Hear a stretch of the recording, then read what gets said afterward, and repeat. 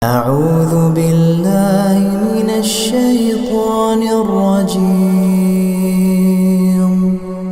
بسم الله الرحمن الرحيم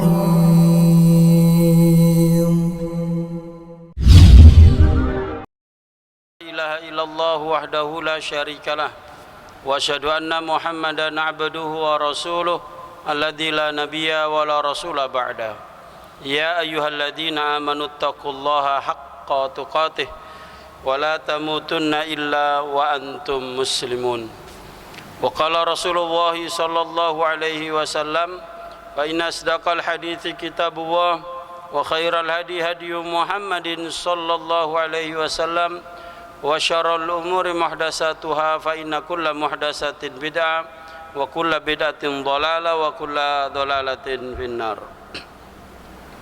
Ma'asyiral muslimin rahimani wa rahimakumullah, jamaah Masjid Mujahidin yang mudah-mudahan dirahmati oleh Allah. Alhamdulillah, mari kita bersyukur kepada Allah Subhanahu wa taala. Pagi hari ini kita dapat berkumpul di rumah Allah ini untuk beribadah salat subuh berjamaah. Kita lanjutkan dengan mengkaji satu dua hadis Nabi sallallahu alaihi wasallam yang ditulis Imam Bukhari dalam kitab Al-Adabul Mufrad. Jamaah yang dirahmati oleh Allah, mudah-mudahan pertemuan kita ini mendapatkan ridha, barokah dan ilmu yang bermanfaat. Amin ya rabbal alamin. Selanjutnya kita membahas sedikit mengulangi hadis yang lalu, yaitu hadis ke-93. Ada seorang yang datang menemui Nabi sallallahu alaihi wasallam, namanya Nu'man bin Bashir. Dia datang bersama dengan anaknya. Kemudian orang tuanya mengatakan kepada Rasulullah sallallahu alaihi wasallam, "Saksikan ya Rasulullah, inni usyiduka anni qad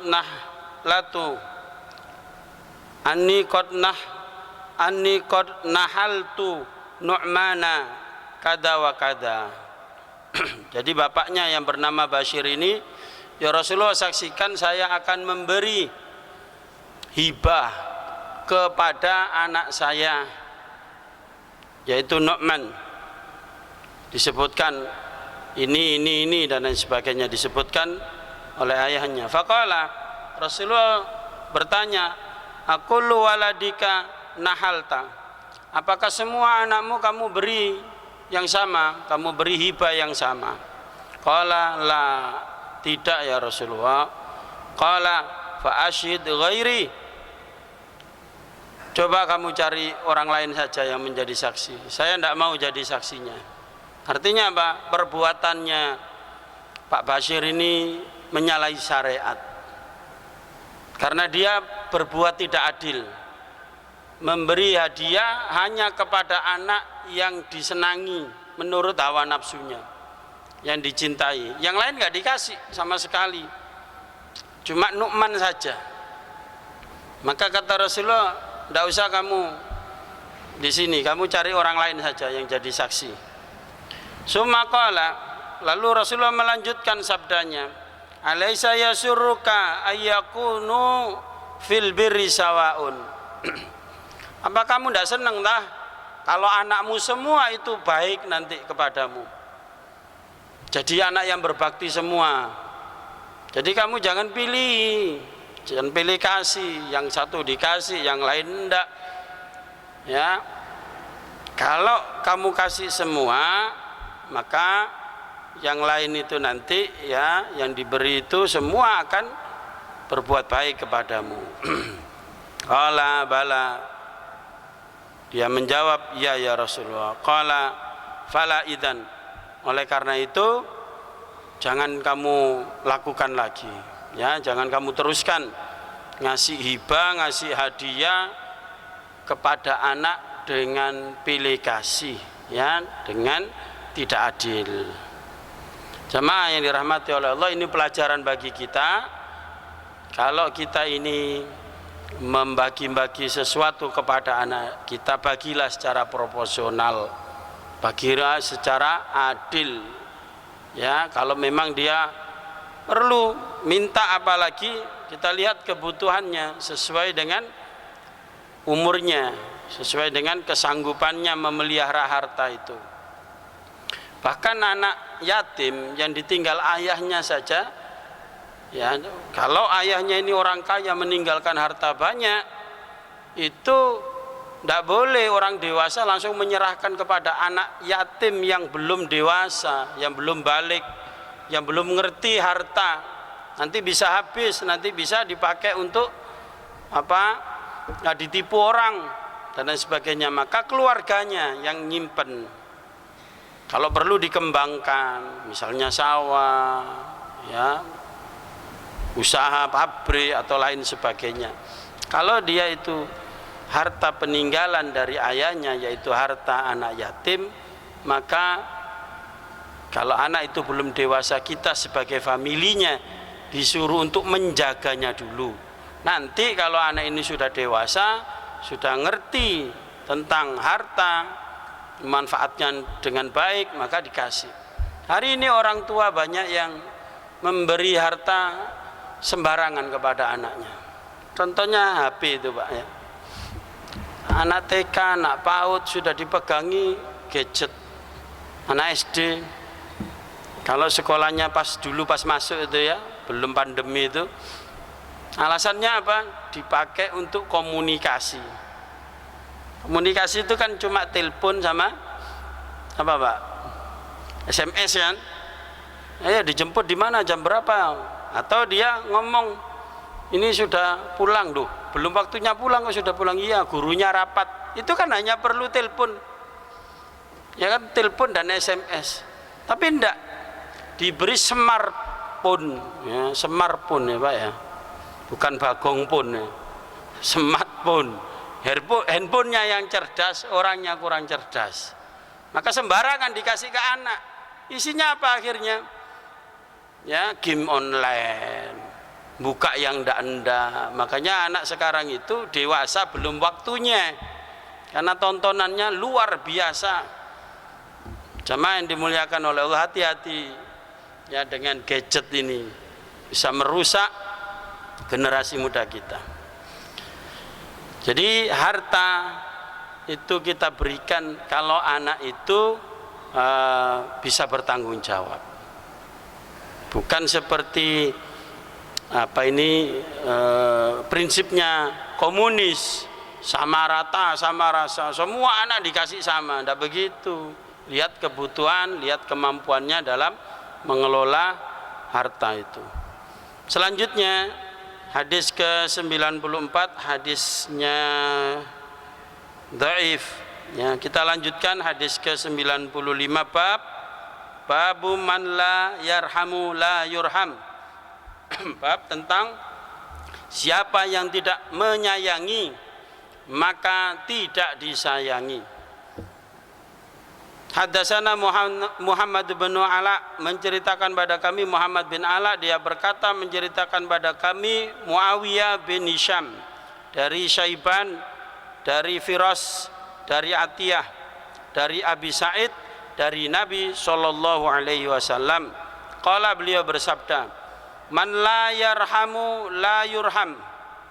Barang siapa yang tidak menyayangi maka tidak disayangi. Apa ini maksudnya? Penjelasannya adalah hadis berikutnya. Ya, hadis ke-96 menceritakan pada kami Muhammad bin Salam, dia berkata mengabarkan pada kami Abu Muawiyah dari Al-A'mash, dari Zaid bin Wahab dan Abu Tobyan, dari Jarir bin Abdullah. Dia berkata, bersabda Rasulullah sallallahu alaihi wasallam, la yarhamullahu man la yarhamun nas. Allah tidak akan menyayangi orang yang tidak menyayangi manusia yang lain. Jadi Makna dari hadis di atas, man la yarhamu la yurham. Barang siapa yang tidak menyayangi orang lain selain dirinya, maka Allah tidak menyayangi orang itu. Ini jelas, ya. Ini satu prinsip kaidah dari Allah Subhanahu wa taala. Jadi kalau kita ingin disayangi orang, disayangi orang tua, disayangi anak, disayangi siapapun, maka kita sayangi dulu orang lain. Ya, kalau kita ingin disayangi Allah juga demikian. Sayangi makhluk-makhluk Allah ini, manusia ini. Jadi menyayangi di sini tidak terbatas manusia, meskipun konteks hadis ini adalah menyayangi manusia. Lawannya menyayangi itu adalah bengis, kejam, ya. Maka di sini termasuk menyayangi manusia, menyayangi binatang dengan cara memberi makan, minum, meringankan bebannya, meringankan hukuman kalau memang harus dihukum. Nah, jamaah yang dimuliakan oleh Allah, sayangnya atau rahmat yang diberikan oleh makhluk itu, sayangnya makhluk kepada makhluk yang lain, ya, manusia kepada manusia yang lain, menyayangi itu yang dimaksud adalah kasih sayang, kelembutan, dan berbuat baik kepada orang lain. Ya, berbuat baik kepada orang lain itu termasuk bentuk kasih sayang. Berbuat lembut kepada orang lain itu termasuk kasih sayang. Kemudian rahmat Allah itu adalah keridhaan Allah kepada hambanya, kepada makhluknya. Maka pada hadis 97 disebutkan juga oleh Rasulullah sallallahu alaihi wasallam, man la yarhamu nas la yarhamuhu wa. Barang siapa yang tidak menyayangi manusia, Allah tidak menyayanginya. Jadi dibalik, ya. Kalau tadi redaksinya, ya, yang Allah tidak menyayangi manusia yang tidak menyayangi manusia lain atau orang lain. Jadi siapa yang tidak menyayangi orang lain, Allah tidak menyayangi para jamaah. Nah, di sini Islam itu datang membawa kasih sayang, membawa rahmat. Allah Subhanahu wa taala berfirman, "Wa ma arsalnaka illa rahmatan lil alamin." Aku tidak mengutus engkau, hai Nabi Muhammad, kecuali membawa Islam yang rahmatan lil alamin. Maksudnya apa? Syariat Islam, ajaran Islam itu kalau diamalkan akan membawa rahmat bagi bukan hanya orang Islam, bukan hanya manusia, tapi semua alamin, semesta alam. Manusianya, hewannya, tumbuhannya, gunungnya, lautnya, planet-planet semua akan mendapatkan rahmat Allah Subhanahu wa taala. Jadi cara untuk mendapatkan rahmat dari Allah itu adalah mengamalkan Islam. Tidak mengamalkan Islam yang dibawa Nabi Shallallahu Alaihi Wasallam berarti orang itu hendak membuat kerusakan di muka bumi. Jangan dibalik, orang mengamalkan Islam dituduh merusak. Ya, justru orang yang tidak mengamalkan aturan Islam itulah perusak-perusak itu. Semua ajaran Islam, mulai dari yang private, keluarga, kemudian sosial, masyarakat, urusan negara, urusan bangsa ini, kalau diatur dengan hukum Allah, syariat Allah, itu mendatangkan rahmat. Nah, begitu para jamaah. Jadi ajaran Islam itu rahmatan lil alamin. Hari ini rahmatan lil alamin itu dikebiri, dibatasi. Rahmatan lil alamin itu toleransi yang kebablasan. Contohnya, ya, ini orang-orang liberal, orang-orang sekuler itu hendak membengkokkan ajaran Islam. Ya, kalau ada orang agama lain melakukan hari rayanya, menurut mereka, kalau Islam rahmatan lil alamin itu adalah mendatangi undangan mereka untuk merayakan hari raya mereka dan juga memberi selamat atas hari raya mereka. Kalau Anda tidak memberi selamat kepada orang yang beragama lain dalam merayakan hari rayanya, berarti Anda ini bukan Islam rahmatan lil alamin. Tapi Islam apa, Pak? Dituduh Islam garis keras, intoleran. Nah, ini perusak ajaran Islam seperti itu. Bahwa Islam yang benar itu, yang rahmatan lil alamin, yang sesuai dengan pakem dari Al-Quran dan As-Sunnah. Kembali kepada kasih sayang para jamaah. Allah Subhanahu wa ta'ala tidak melarang kita berbuat baik kepada orang kafir. Ya, jadi kasih sayang atau berbuat baik, ya, konteksnya berbuat baik kepada musuh Allah. Orang kafir itu kan musuhnya Allah, musuhnya Rasulullah, musuhnya orang beriman. Ya, itu boleh berbuat baik. Saya bacakan ayatnya. Tapi ada syaratnya. Makanya orang kafir itu dibagi-bagi, Pak, levelnya. Sama kan dengan orang Islam, itu levelnya dibagi-bagi.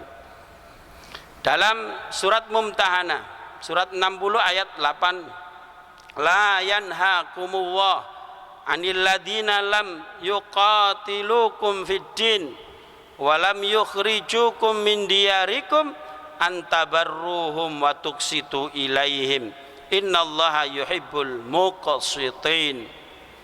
Allah tidak melarang kamu berbuat baik kepada orang kafir. Jelas kan ayatnya? Orang-orang beriman ini, orang-orang Islam ini tidak dilarang oleh Allah untuk berbuat baik. Kalau orang kafir itu sakit, disambangi. Ya, itu apalagi tetangga kita, itu haknya. Hak sebagai tetangga. Kalau mereka ada kesulitan, kita tolong.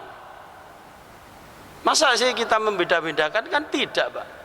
Kita tidak usah diajari untuk berbuat baik itu, apalagi toleransi. Ada orang misalnya pinjam mobil kita, Pak, istri saya mau melahirkan, ini jam 11 malam, tidak ada yang nganter, Grab juga nggak datang-datang, bisa Pak pinjam mobilnya, mobil saya akinya tekor misalnya. Wah, sampein Kristen Pak, nggak usah Pak, masa gitu? Kan enggak. Kita tolong kan secara kemanusiaan. Begitu pula ada apa kemarin itu di NTT, itu kan kafir itu rata-rata ya, orang Nasrani itu. Bantuan dari ormas Islam, ya, dari LSM Islam datang ke sana, nggak dibeda-bedakan. Kamu Kristen ya? Oh, nggak usah dikasih sembako, nggak usah kasih pakaian, nggak ada itu. Itu bukti Islam itu rahmatan lil alamin, karena perintah berbuat baik itu perintah Allah Subhanahu wa ta'ala. Ayat ini jelas, kamu tidak dilarang wahai orang beriman untuk berbuat baik kepada orang kafir. Asalkan satu, ada syaratnya. Ada syaratnya. Apa syaratnya? Dia tidak lam yuqatilukum, ya, tidak memerangi kamu. Lam yuqatilukum fiddin, tidak memerangi kamu karena agama, tidak memerangi Islam, tidak menjelekkan Islam, tidak menghina Islam, tidak menghina Allah, tidak menghina Al-Quran, tidak menghina Nabi Muhammad, tidak melecehkan kehormatan muslimah. Misalnya ada muslimah pakai jilbab ditarik misalnya, itu orang kafir melecehkan. Nah, tidak seperti itu, dia menghormati. Punya pegawai misalnya bosnya kafir, punya pegawai muslimah misalnya, boleh pakai jilbab, boleh, ya, tidak dilecehkan, diberi kesempatan. Waktunya sholat kasih kesempatan sholat, waktunya Jumatan kasih kesempatan Jumatan. Nah begitu. Jadi asalkan dia tidak memerangi kamu karena agamamu. Walam yukhrijukum min diyarikum, dan tidak mengusir kamu dari kampung halamanmu. Tidak mengusir kamu karena kamu menjadi orang Islam. Di kampung sini tidak boleh ada orang Islam. Apa berani begitu Pak? Di negeri kita enggak berani, karena kita mayoritas. Tapi ada kasus-kasus seperti itu. Bahkan yang ngusir orang Islam sendiri, ngakunya Islam. Sing kafir kutuk, ndak wani. Tapi yang munafik-munafik ini, yang sekarang ini ada adu domba. Jadi si kafir di belakang layar, yang ditampilkan munafik-munafik. Tidak tahu urusannya itu apa. Bisa jadi motivasinya pangkat, bisa jadi motivasinya fulus. Jadi mereka sampai tega mengusir saudaranya sendiri. Naudzubillah min dzalik. Kalau dia itu mengusir kamu karena kamu mengamalkan agama, maka kamu nggak boleh berbuat baik. Begitu para jamaah. Ya, yang boleh kita baiki itu orang yang dia itu tidak mengusir kita dari kampung halaman kita. Dan itu keadilan Islam. Jadi kebaikan kita sebagai muslim, kasih sayang kita sebagai muslim ini tidak terbatas hanya untuk orang Islam. Makanya disebut ajaran Islam itu rahmatan lil alamin. Bahkan pelakunya, tokoh utamanya, contohnya Rasulullah Muhammad SAW disebutkan sendiri oleh beliau SAW, saya kata Rasulullah, rahmatun muhda, rahmat Allah yang dihadiahkan kepada kalian. Itu beliau SAW. Nah ini para jamaah, ini keadilan Islam. Makanya di akhir ayat 8 ini, innallaha yuhibbul muqsitin, sesungguhnya Allah sangat mencintai orang-orang yang berbuat adil, walaupun kepada orang kafir, kepada musuh sekalipun. Ayat 9 ini menjelaskan, ya, innama yanhakumullahu 'anil ladzina qataluukum fid din wa akhrijukum min diyarikum wa dhaharu 'ala ikhrajikum an tawallawhum wa may yatawallahum fa ulaika humudz zalimun. Akan tetapi Allah melarang kalian berteman. Berteman saja dilarang sama Allah. Apalagi berbuat baik. Apalagi apa? Menunjukkan persahabatan. Berteman nggak boleh, bersahabat nggak boleh. Kepada siapa? Orang-orang kafir yang memerangi kalian karena agama. Karena kalian berjuang menegakkan Islam, ya, karena kalian berdakwah, karena kalian menyampaikan Al-Quran, ya, kalian diperangi dan kalian diusir dari kampung halaman kalian, tempat tinggal kalian, diusir, nanti mau dikuasai sama si kafir-kafir yang tidak senang dengan dakwah ini, ya, yang tidak senang dengan Islam ini, ya. Ini ayat ini umum para jamaah. Jadi memang khitabnya orang kafir asli, tapi ketika ada seorang muslim membantu, ini coba ayat lanjutannya ya, membantu orang kafir dalam makar, rencana jahat, rencana busuk untuk ngusir orang Islam karena menegakkan Islam, memperjuangkan Islam di suatu daerah, di suatu kampung itu, maka si muslim tadi hukumnya jadi kafir juga, tapi mereknya beda, mereknya munafik, karena dia masih sholat, masih puasa, masih zakat, masih ikut pengajian, tapi membantu orang kafir memerangi orang Islam. Itu hukumnya kafir juga, tapi judulnya, mereknya itu munafik gitu loh. Ini jadi makanya orang kafir kan diklasifikasi.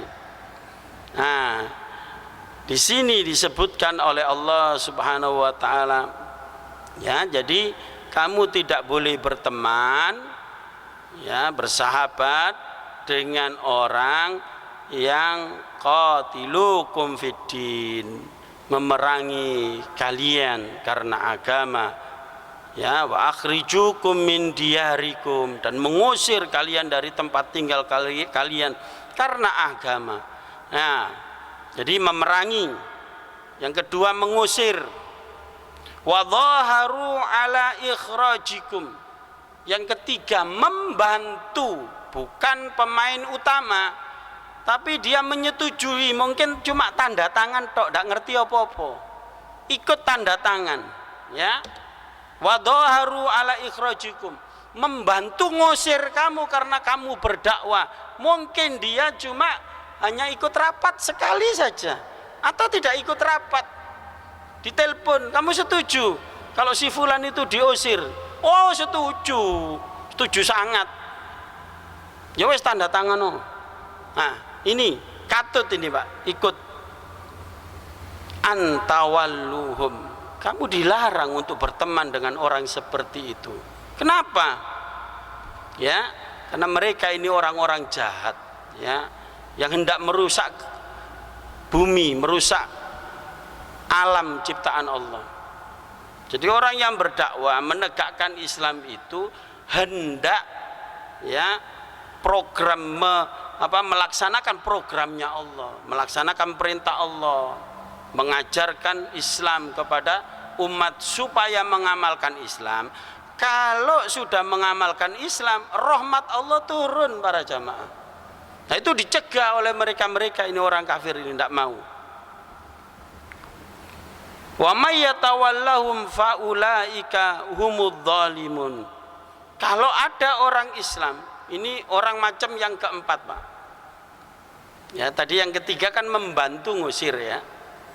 Nah yang keempat ini dia tidak ikut membantu ngusir, tidak memerangi, ya kan, juga tidak mengusirnya, tapi dia berkawan, seneng kalau ketemu dengan orang yang ketiga tadi, tiga model manusia tadi itu, seneng berkawan.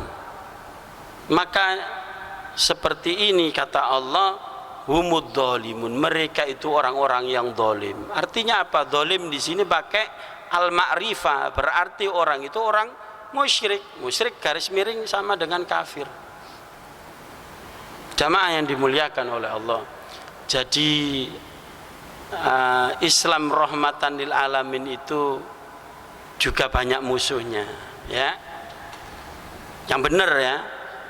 Jadi bukan Islam rahmatan lil alamin itu kompromi dengan kemaksiatan, kebatilan, kekafiran, kemusyrikan. Jamaah yang dimuliakan oleh Allah. Nanti di akhir saya akan kasih cerita bagaimana prakteknya salafus saleh dulu dalam mengamalkan ayat ini di medan perang, ya. Saya bacakan ayat-ayatnya dulu. Surat Mujadalah 58 nomor ayat 22. La tajidu qauman yu'minuna billahi wal yaumil akhir yu'aduna man hadallaha wa rasulah. Wahai Nabi Muhammad, wahai orang beriman, engkau tidak akan menemukan satu kaum yang beriman kepada Allah dan hari akhir, mencintai orang-orang yang menentang, memusuhi Allah dan Rasulnya. Jadi menurut Allah, orang yang beriman kepada Allah, kepada dirinya, kepada Allah, dan beriman kepada hari akhir, hari kiamat, itu tidak mungkin mencintai orang yang memusuhi Allah dan Rasulnya. Siapapun apapun mereknya, apa kafir asli, apakah munafik. Artinya apa? Berarti orang yang beriman yang betulan, beriman kepada Allah yang tulen, beriman kepada hari akhir, itu berarti membenci siapapun yang memerangi Islam, memerangi Allah dan Rasulnya. Disebutkan di sini oleh Allah, dirinci, walaupun yang membenci yang memerangi Allah dan Rasulnya itu walau kanu aba'ahum, meskipun bapak-bapak mereka, au abna'ahum, atau anak kandungnya, ya, anak kandung mereka, bapaknya, bapak asli, bukan bapak-bapakan, ya, bukan bapak angkat, juga bukan kan ada anak buah, ada bapak buah, bukan. Ini ada hubungan darah, nasab ini. Meskipun bapak-bapak mereka, anak-anak kandung mereka, meskipun juga au ikhwanahum, saudara kandung mereka, au asyiratahum, atau masih ada hubungan kekerabatan dengan mereka, maka kata Allah Subhanahu wa taala, ulaika kataba fi qulubihimul iman, mereka itulah, ya, yang tidak menaruh kasih sayang, yang membenci musuh Allah dan Rasulnya itu, orang itulah orang yang imannya terpatri di dalam kolbunya, imannya yang kuat. Nah begitu para jamaah. Nah sekarang bagaimana contoh prakteknya? Jamaah yang dimuliakan oleh Allah. Mencintai itu mesti berbuat baik kepada orang yang dicintai. Tapi ketika kita berbuat baik, belum tentu kita mencintai orang itu. Ya. Ketika Allah menyuruh kita berbuat baik kepada orang kafir dengan syarat-syarat tadi itu, bukan berarti kita menaruh kecintaan yang disebut wala, loyalitas kepada mereka, bukan. Satu contoh saja sebagai penutup kajian kita. Terjadi perang salib. Disebut perang salib karena pasukan Kristen, Nasrani itu pakai salib, Pak. Jadi pakai tanda salib di benderanya, di pedangnya, di kalungnya, pakai salib semua. Disebut perang salib. Dipimpin seorang raja yang bernama Richard untuk merebut Masjidil Aqsa, Palestina. Itu sudah terjadi dari dulu sampai sekarang. Jadi Masjidil Aqsa, Palestina ini jadi rebutan tiga agama, Islam, Yahudi, Nasrani. Nah, sekarang dikuasai oleh Yahudi itu. Nah pada waktu itu terjadilah perang salib dipimpin oleh Raja Richard ini.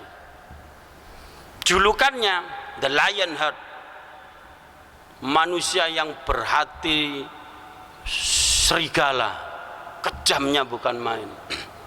Dan memang piawai dalam berperang, tangguh dia, banyak musuh dikalahkannya. Qadarullah. Nah dia berperang ini, Salahuddin Al-Ayyubi, tokoh Islam, ya, panglima Islam yang mempertahankan Masjidil Aqsa itu, yang saat itu menguasai Palestina, Mesir dan Syria, dia sultannya dia. Maka dia bersama pasukannya bertempur dengan pasukannya Richard ini. Kemudian dalam season pertempuran itu beberapa hari libur. Apa alasannya dihentikan? Pasukan Islam menghentikan untuk berperang karena terdengar Richard ini sakit. Jadi panglima perangnya Raja Richard ini sakit. Berhari-hari, berminggu-minggu didatangkan tabib, datangkan orang yang pintar ngobati. Ya di zamannya dengan kecanggihan kesehatan kesehatan saat itu. Ndak mempan, sakitnya bertambah parah. tambah lemes, tambah pucat, mau mati sudah.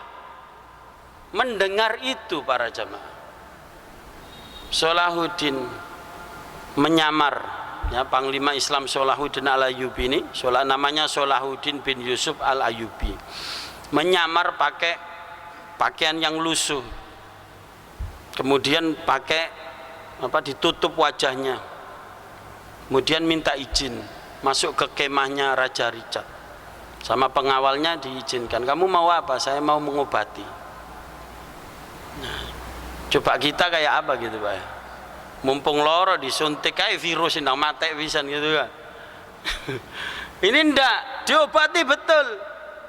Dia mulai meracik ramuan. Jadi beliau ini Salahuddin ini pinter juga dalam hal pengobatan.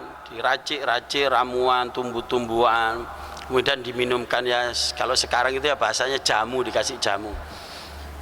Semakin hari itu tidak sekali aja, sampai berhari-hari, semakin hari ada menampakkan positif, maksudnya itu semakin sakitnya mereda dan mulai sehat. Nah, sampai sehat betul baru ditinggal. Salahuddin pamit, saya mau pamit Raja, Tuan Raja, saya mau pamit. Fulan, saya kan belum tahu namamu. Siapa namamu? Berasal dari mana? Setelah mengucapkan terima kasih dan lain sebagainya, saya ditanya nama saya, Raja. Iya, siapa kamu, orang yang mulia ini? Kata Salahuddin, saya adalah Salahuddin bin Yusuf Al-Ayyubi, Sultan Mesir dan Syria. Kaget itu ya, namanya Raja Richard. Tidak pernah tahu orangnya, ya, tidak pernah tahu. Kenapa kamu kok mengobati saya? Kok enggak malah membunuh saya? Wahai Tuan, ajaran Islam mengajarkan, agama saya mengajarkan bahwa kita harus berbuat baik kepada siapapun. Saya melihat Anda sakit, kita hentikan pertempuran, bukan kita mengambil kesempatan dalam kesempitan. Maka saya pamit, nanti kita lanjutkan perang lagi. Masya Allah para jamaah, ini Islam itu seperti itu ya, bukan malah mendolimi, tidak ada, gentle, kesatria meskipun dalam peperangan, dan tidak zalim. Rasulullah itu tadi saya sebutkan, beliau mengatakan ana rahmatun muhda, saya ini rahmat Allah yang dihadiahkan kepada manusia semua, rahmat bagi seluruh alam ini. Namun dalam hidupnya beliau sallallahu alaihi wasallam selama 13 tahun fase 10 tahun fase Madinah itu sampai beliau wafat, terjadi peperangan 70 kali lebih. Katanya rahmatan lil alamin, kok perang itu isinya membunuh dan dibunuh kan? Iya, perang dalam Islam itu merupakan rahmat dan ada aturannya, enggak langsung dibunuh gitu, enggak. Dalam aturan dalam Islam, dalam setiap peperangan didakwai dulu. Ya, kamu kalau mau masuk aslim taslam, kalau kamu mau masuk Islam kita nggak jadi perang, berarti kamu dan saya saudara. Sudah, kita nggak jadi perang, kita damai. Ya. Yang kedua, kalau kamu nggak masuk Islam nggak apa-apa, nggak apa-apa.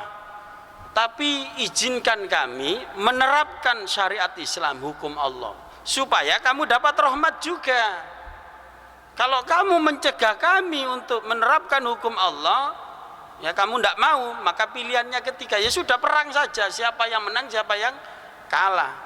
Nah, begitulah Islam hadirin sekalian. Jadi berperang, membunuh dan dibunuh dalam arti qital itu solusi terakhir, bukan kok malah didulukan.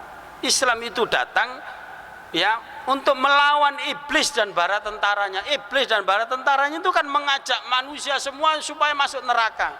Nah, Islam ini datang mengajak manusia supaya ayo semua masuk surga. Kalau kamu tidak mau masuk surga, tidak apa-apa, tapi jangan ganggu saya pengen masuk surga dengan mengamalkan Islam. Kalau kau ganggu, saya lawan. Wajar kan? Nah, begitulah jamaah yang dirahmati oleh Allah. Islam itu agama kasih sayang kalau ajaran Islam, syariat Islam diamalkan. Mudah-mudahan bermanfaat. Kurang lebihnya mohon maaf. Aku qouli hadza astaghfirullah li wa lakum. Subhanakallahumma wa bihamdika asyhadu an la ilaha illa anta astaghfiruka wa atubu ilaik. Assalamualaikum warahmatullahi wabarakatuh.